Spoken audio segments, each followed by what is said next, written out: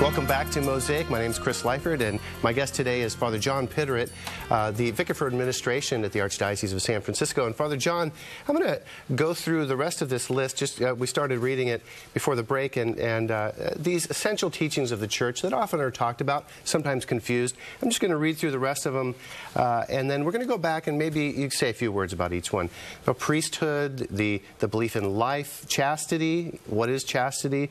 Chastity in one's state in life, contraception, homosexual acts, homosexual orientation versus acts, and the call to chastity for everyone, and marriage, the institution, the sacrament, the covenant, and what we believe as Catholics about marriage and the civil law, and then finally reproductive technology and cloning, things like that. So yeah, this is probably enough for like a series of 13 shows, but we're going to be ambitious in just a few words. For example, the four marks of the Church: one, holy, Catholic, and apostolic.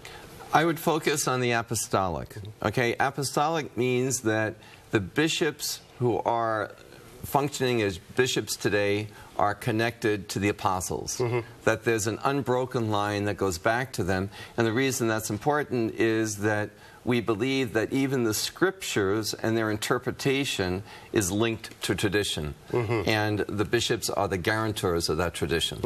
That leads us right to the next one, magisterium.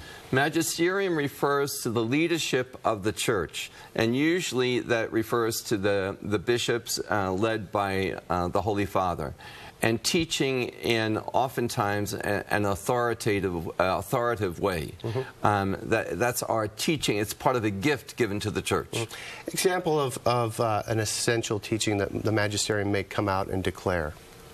Well, they've done it in the past, but with the Immaculate Conception was one. It would be possible to declare the sanctity of life and being against that through abortion, that is evil.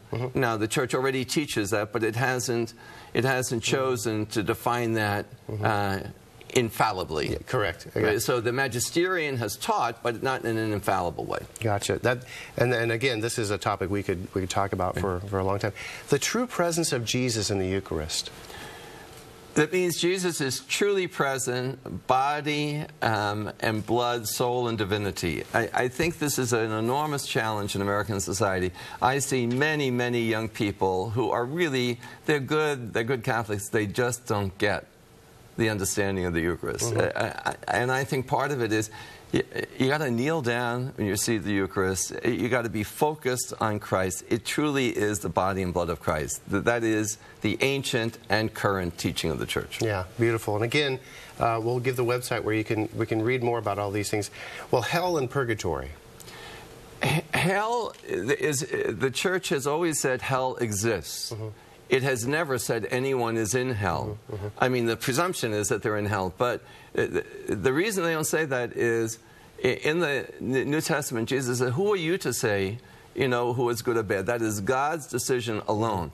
But the reason why it's so important is hell means I truly have free choice. I can choose not to love God. I'm not compelled. That's the way He made us, and that's the whole point of the story in the Adam and Eve in the garden. Free will. Purgatory. Purgatory means that if you're going to be in heaven, you can't have all these faults. You got to be a nice guy, completely nice guy. You can't say, I like Chris, but there are a lot of problems there. Purgatory is the taking away of that purifying us to become part of the saints in heaven. The priesthood. The priesthood, the people get maybe a little confused on this. There are two types of priesthood. And most people think of priesthood like me, I'm a priest. Sure, and we refer to that as the ministerial priesthood, those priests who are serving others. But there is also the priesthood of the laity, which has always been taught by the Church. And in fact, in baptism, right after you pour the water on the baby's head or an adult's head, you then do the unction with the chrism, and you say to the person, you are now priest, prophet, and king. And it's that priest, which is the priest of the laity, that we all offer the sacrifice of the Mass. It can't be done without the priest, but everyone participates in that sacrifice. Beautiful. Thank you. That was a good one. We've talked about life, but just the belief of life begins at conception. Right. The Church has, I mean, all this is now supported by science. I mean, once you have the DNA, if you don't, the Church's position is, once a woman conceives, if you don't intervene and there are no unusual events, that's going to result in a human life. Yeah, so everything is programmed by God from then on. This is going to be, a human person is going to develop into a baby, and we have to respect that. Yeah, last one before the break, chastity.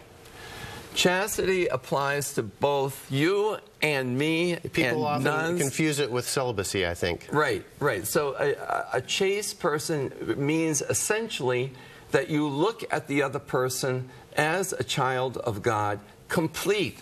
So not just how pretty she is or whether the guy is handsome or what type of clothes that they wear, but this is a child of God made in the image and likeness of God, and that we have all these sexual abilities. We don't use them until it's the appropriate moment, like in marriage, and for someone who is single, then they don't use them at all. But they still, whenever they interact with another man or woman, I mean, all of that comes into play. Sure. And chastity is just living out the belief in the dignity of each human, treating each other with respect. Wonderful. Well, we're going to take a break, and we will be right back. We're going to talk more with Father John Piteret. We're cruising right through some of the basic, essential teachings of the Catholic faith. You're watching Mosaic. We'll be right back.